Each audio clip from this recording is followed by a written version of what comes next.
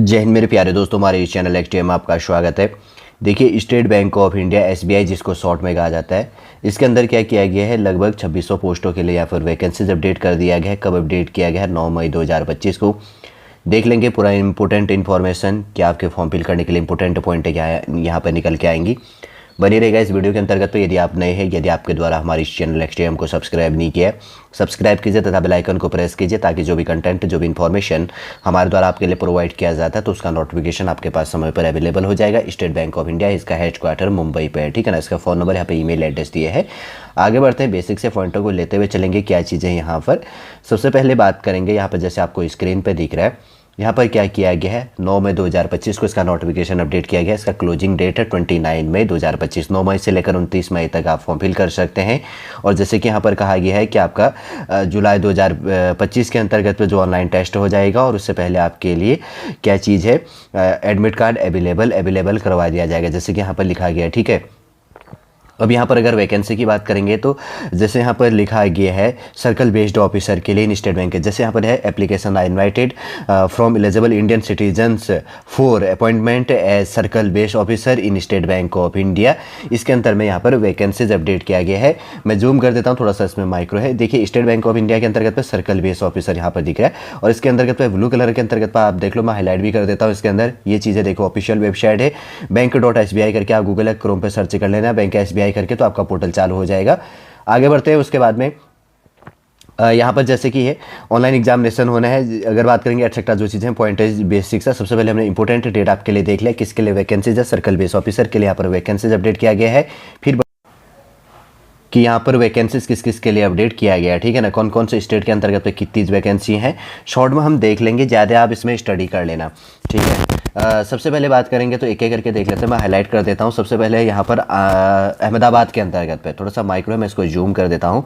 अहमदाबाद के अंदर जैसे वैकेंसीज यहाँ पर टोटल क्या दिया गया है, 240, जिसके अंदर में अहमदाबाद के अंतर्गत पे कैटेगरी में आपका गुजरात का आना है, Dadra and Nagar Haveli, Daman and Diu का है। अगर बात करेंगे तो लैंग्वेज आपको गुजराती आनी चाहिए। कैटेगरी वाइज आप वैकेंसी देख लेना, schedule caste, schedule tribe, OBC, WS और जनरल के लिए यहाँ पर वैकेंसीज है।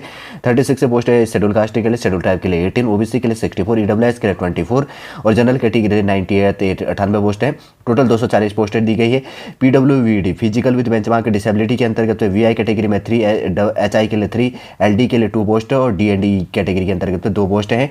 और उसके बाद में जैसे कि बैकलॉग वैकेंसी जैसे यहाँ पर दिया गया, उसको भी एक बार देख लेते हैं। इसके अंदर जैसे कि यहाँ पर बैकलॉग वैकेंसीज है, शेड्यूल कास्ट के लिए 11, शेड्यूल ट्राइब के लिए 33, ओबीसी के लिए 10 और टोटल 54 है। और पीडब्ल्यूवीडी के अंतर्गत में यहाँ पर वीआई कैटेगरी के लिए 6, एचआई के लिए 11 और उसके बाद में एलडी के लिए 6 और डीएनडी के लिए यहाँ पर 8 पोस्ट इसके अंतर्गत पर दी गई है। जैसे मैं शॉर्ट में अब आगे प्रोवाइड करूंगा, अब आप समझ जाना है, इसमें पहुंच करके आप स्क्रीनशॉट ले लेना, मैं हाईलाइट कर दूंगा और मैं डायरेक्ट वैकेंसीज प्रोवाइड करूंगा कि किसमें कितनी वैकेंसी यहाँ पर बटी हुई है। देखो, उसके बाद में यहाँ पर है अमरावती के अंतर्गत की बात करेंगे तो आंध्र प्रदेश है, तेलुगु और उर्दू आपको आना चाहिए। 180 पोस्ट इसमें दी गई है। बैकलॉग के अंतर्गत पे 6 पोस्टें टोटल होना चाहिए। और बेंगलुरु के अंतर्गत पे कर्नाटका हो गया, कन्नड़ आपको आनी चाहिए। टोटल 250 पोस्ट है। बैकलॉग के अंतर्गत पे यहाँ पर कितने 39 पोस्ट है, 39 है ना, क्लियर कर लेते हैं, ठीक है, 39 पोस्ट हैं। और उसके बाद की बात करेंगे तो भोपाल की बात करेंगे, मध्य प्रदेश है और छत्तीसगढ़ है। यहाँ पर अगर बात करेंगे तो उससे पहले रुको, एक चीज़ ये है, बेंगलुरु कर्नाटका, ये तो कन्नड़ मैंने बता दिया ना, हाँ। उसके बाद की बात करेंगे तो यहाँ पर क्या है, भोपाल के अंतर्गत पे मध्य प्रदेश और उसके बाद में छत्तीसगढ़ का हिंदी लैंग्वेज आनी चाहिए। टोटल 200 पोस्टें हैं। और यहाँ पर बैकलॉग के अंतर्गत पे अगर बात करेंगे तो टोटल कितनी है, 32 पोस्टें हैं। फिर उसके बाद में भुवनेश्वर की बात करेंगे तो उड़ीसा की कैपिटल है भुवनेश्वर, उड़िया लैंग्वेज आनी चाहिए। और उसके बाद की बात करेंगे तो 100 पोस्ट है, ठीक है ना। ये चीज़ ध्यान रखना, जो आपके भारतीय संविधान की 8वीं अनुसूची के अंतर्गत पे 22 भाषाएं हैं, तो उसके अंदर में जो ये चीज़ें हैं, गुजराती और तेलुगु, उर्दू और उसके बाद में कन्नड़ और हिंदी भी है और ओडिशा भी है। मैं बताते हुए जाऊंगा और आपका एक चीज़ और क्लियर हो जाएगा कि इसके अंतर्गत पे कौन कौन सी लैंग्वेज हैं, ठीक है। फिर उसके बाद में आगे बढ़ते हैं, जैसे उसके बाद में बैकलॉग के अंतर्गत पे 10 पोस्ट हैं इसके अंतर्गत पे, भुवनेश्वर ओडिशा के अंतर्गत पे। फिर उसके बाद में चंडीगढ़ के अंतर्गत पे जो सर्कल है, चंडीगढ़ सर्कल में जम्मू कश्मीर, लद्दाख और हिमाचल प्रदेश, हरियाणा, पंजाब, इसके अंदर में है यहाँ पर उर्दू, हिंदी और पंजाबी। देखिए, एक भारतीय संविधान की 8वीं अनुसूची के अंतर्गत पे जो 22 भाषा शामिल है, उसमें एक यहाँ पर से पंजाबी भाषा शामिल है, हिंदी भी है, उर्दू भी है। और इसमें टोटल 80 पोस्टें यहाँ पर दी गई हैं। टोटल अगर पोस्टों की बात करेंगे तो बैकलॉग के अंतर्गत पे 14 पोस्टें इसमें दी गई है, ठीक है। उसके बाद में चेन्नई की बात करेंगे तो तमिलनाडु और पौंडीचेरी के अंतर्गत पे तमिल है। तमिल लैंग्वेज भी भारतीय जो इसके अंतर्गत पे 8वीं अनुसूची के अंतर्गत पे लिस्टेड है 22 भाषा के अंतर्गत पे। 120 पोस्ट इसके अंतर्गत पे दी गई है। बैकलॉग के अंतर्गत पे 31 31 पोस्ट यहाँ पर दी गई है। नॉर्थ ईस्टर्न के अंतर्गत पे देखिए जैसे कि यहाँ पर है, जैसे यहाँ पर कौन कौन से हैं स्टेट की बात करेंगे तो एक एक करके देख लेते हैं। आसाम हो गया, अरुणाचल प्रदेश, मणिपुरी, मेघालय, मिजोरम, नागालैंड और त्रिपुरा। ठीक है, आसामी, बंगाली और बोडो और मणिपुरी, गोरो हो गया, खासी, मिजो और उसके बाद में बोरोक। ठीक है ना, इसके अंतर्गत पर जो ये चीज़ें यहाँ पर टोटल 100 पोस्टें दी गई है, जिसके अंतर्गत पर अगर बात करेंगे तो यहाँ पर भारतीय संविधान के अंदर आसामी भी है, बंगाली भी है, बोडो भी है और अगर बात करेंगे तो यहाँ पर गारो, खासी और ये इसमें है। ठीक है ना, मिजो ये चीज़ें हैं, कोकोबोरंग नहीं है एक चीज़। ठीक, अगर है तो आप कमेंटिंग के माध्यम से मुझे बताइए। इसके अंदर टोटल 100 पोस्ट है, जिसमें से 30 पोस्टें यहाँ पर क्या है बैकलॉग के लिए वैकेंसी यहाँ पर रिजर्व है। उसके बाद में हैदराबाद की बात करेंगे तो तेलंगाना है। तेलंगाना के अंतर्गत पर तेलुगु और उर्दू लैंग्वेज आना चाहिए, दोनों 22 भाषाओं के अंतर्गत पर शामिल है। 230 पोस्टें यहाँ पर दी गई है, 3 पोस्टें यहाँ पर बैकलॉग वैकेंसीज है। उसके बाद में जयपुर की बात करेंगे तो राजस्थानी है, हिंदी है, जिसमें 200 पोस्ट है और उसके अंतर्गत पर बैकलॉग के लिए 18 पोस्टें यहाँ पर दी गई है। कोलकाता के अंतर्गत पर वेस्ट बंगाल हो गया, अंडमान एंड निकोबार आइसलैंड और सिक्किम के अंतर्गत पे है बंगाली, नेपाली और उसके बाद में हिंदी। बंगाली भी है, नेपाली और हिंदी दोनों के है, 22 भाषाओं के अंतर्गत पर शामिल है। 150 पोस्टें दी गई है, 43 पोस्ट यहाँ पर रिजर्व है। लखनऊ की बात करेंगे तो उत्तर प्रदेश है, जिसमें हिंदी और उर्दू दोनों लैंग्वेज शामिल है और 22 भाषाओं के अंतर्गत पे शामिल है। 280 पोस्ट इसके अंतर्गत पे दी गई है, 17 पोस्ट बैकलॉग के अंदर है। और उसके बाद की बात करेंगे तो महाराष्ट्र के अंतर्गत पे मराठी लैंग्वेज होगा, मराठी लैंग्वेज और महाराष्ट्र के अंतर्गत मराठी लैंग्वेज 22 भाषाओं के अंतर्गत पे शामिल है। 250 पोस्ट इसमें दी गई है, 17 पोस्टें यहाँ पर बैकलॉग वैकेंसीज है। फिर आगे बढ़ते हैं, उसके बाद की बात करेंगे तो मुंबई मेट्रो के अंदर यहाँ पर कौन कौन सा है। मुंबई का तो देखिए, मुंबई में मेट्रो के अंतर्गत पे महाराष्ट्र, गोवा के अंतर्गत पे मराठी और कोंकणी लैंग्वेज दोनों 22 भाषाओं के अंतर्गत पे शामिल है। ध्यान रखना, मराठी और कोंकणी लैंग्वेज। ठीक है ना। और उसके बाद की बात करेंगे तो 100 पोस्टें यहाँ पर हैं टोटल और उसके बाद में 5 पोस्टें बैकलॉग वैकेंसीज है। फिर उसके बाद में न्यू दिल्ली के अंतर्गत पे दिल्ली, उत्तराखंड, हरियाणा और उत्तर प्रदेश के अंतर्गत पे क्या है, दिल्ली, उत्तराखंड, हरियाणा और उत्तर प्रदेश के अंतर्गत पे हिंदी लैंग्वेज है। टोटल 30 पोस्टें 30 पोस्टें इसके अंतर्गत पे दी गई है, 19 पोस्टें इसके अंतर्गत पे बैकलॉग है। ठीक, उसके बाद की बात करेंगे तो तिरुवनंतपुरम के अंतर्गत पे केरला और उसके बाद में लक्षद्वीप है। मलयालम, देखिए मलयालम भी भारतीय संविधान के 8वीं अनुसूची के अंतर्गत पे 22 भाषाओं के अंतर्गत पे मलयालम शामिल है। 90 पोस्टें टोटल इसके अंतर्गत पे, बैकलॉग के अंतर्गत पे 26 पोस्टें यहाँ पर दी गई है। ठीक है, थोड़ा सा आप कैटेगरी वाइज सारा वैकेंसी देख लेना और टोटल यहाँ पर वैकेंसीज की बात करेंगे तो 2600 पोस्टें टोटल यहाँ पर दी गई है। ठीक, एक बार मैं क्लियर कर देता हूँ आपका ऊपर एक चीज़ मैंने आपको प्रोवाइड ये चीज़ किया कि भारतीय संविधान की अनुसूचियों के अंतर्गत 8वीं अनुसूची के अंतर्गत पर जो 22 भाषाएं शामिल है, आपका मैं ऐसी वीडियो जब आएंगे ना मैं प्रोवाइड करते रहूँगा, आपका क्लियर याद भी हो जाएगा। जैसे आसामी, बंगाली हो गया, बोडो हो गया, मणिपुरी है, गारो हो गया, खासी और मिजो हो गया। उसके बाद में कोकोबोरम यहाँ इसके अंतर्गत पर नहीं था, एक नॉर्थ ईस्टर्न के अंतर्गत पर। ठीक है, अगर कोई और इसमें शामिल है तो मुझे आप प्रोवाइड करो और कमेंटिंग के माध्यम से मुझे बता देना। आगे बढ़ते हैं, उसके बाद की बात करेंगे तो यहाँ पर कौन से एलिजिबिलिटी क्राइटेरिया। अब यहाँ पर जो पॉइंट है काफ़ी इंपॉर्टेंट हो जाता है, जूम कर देता हूँ। जैसे इसके अंदर है, यहाँ पर पूरा का पूरा लिखा गया है। इसके अंदर जो चीज़ें हैं, इसेंशियल एकेडमिकल जो क्वालिफिकेशन है, graduation in any discipline from recognised university और any equivalent qualification recognised as such by the central government including जो इंटीग्रेटेड जो ड्यूल डिग्री हो गया, IDD जिसको कहा जाता है। ध्यान रखना, अब मैं कहीं IDD कहूँगा तो इंक्लूडिंग इंटीग्रेटेड ड्यूल डिग्री कहा जाता है। और जो इसके अंतर्गत candidates passing qualification such as medical engineering, chartered accountant, cost accountant और उसके बाद में वुड आल्सो भी एलिजिबल। वो चीज़ आपको यहाँ पर ध्यान में रखना, ग्रेजुएशन मांगा गया खास तौर पे। और आपकी एज लिमिट की बात करेंगे तो 30/4/2025 यहाँ पर क्या है, 30 अप्रैल 2025 को आपकी मिनिमम एज लिमिट 21 और मैक्सिमम 30 साल होनी चाहिए आपका। अगर बात करेंगे तो काफ़ी इंपॉर्टेंट हो जाता है इसके अंदर। ठीक है, और उसके बाद की बात करेंगे तो आपका डेट ऑफ बर्थ इसके बीच में होना चाहिए 30/4/2000 से लेकर 1/5/1995 के बीच में आपका डेट ऑफ बर्थ होनी चाहिए। उसके बाद में बात करेंगे तो यहाँ पर schedule caste and schedule type के लिए 5 ईयर्स का, अदर बैकवर्ड क्लासेस के लिए नॉन क्रीमिलियर के अंतर्गत 3 ईयर्स का। और थर्ड नंबर है persons with benchmark disability, PWBD के अंतर्गत पे PWBD schedule caste schedule type के लिए 15 ईयर्स का, PWBD OBC के लिए 13 ईयर्स का, PWBD जनरल EWS के लिए 10 ईयर्स का। उसके बाद में यहाँ पर आ जाता है एलिजिबल से जो एक्स सर्विसमैन है, commanding officers including emergency commission officers, short service commission etcetera जो भी इंक्लूड हो जाते हैं इसके अंतर्गत पे। फिजिकल डिसेबल एबिलिटी जो मिलिट्री सर्विस और जो इसके अंतर्गत पे है तो एटसेट्रा जो भी इसके अंतर्गत पे पॉइंट है यहाँ पर अपडेट की गई है, तो उनको सर्विस के बाद में 5 साल के लिए एज लिमिट में यहाँ पर छूट दी जाएगी। ठीक है, उसके बाद में आगे बढ़ते हैं। आगे पॉइंट कौन कौन सा, एक चीज़ देखो यहाँ पर, ये भी काफ़ी इंपॉर्टेंट है, वर्क एक्सपीरियंस का मिनिमम 2 ईयर से एक्सपीरियंस होना चाहिए। Post essential academic qualifications experience as on 30/4/2025 के अंतर्गत में, मतलब तब तक होना चाहिए।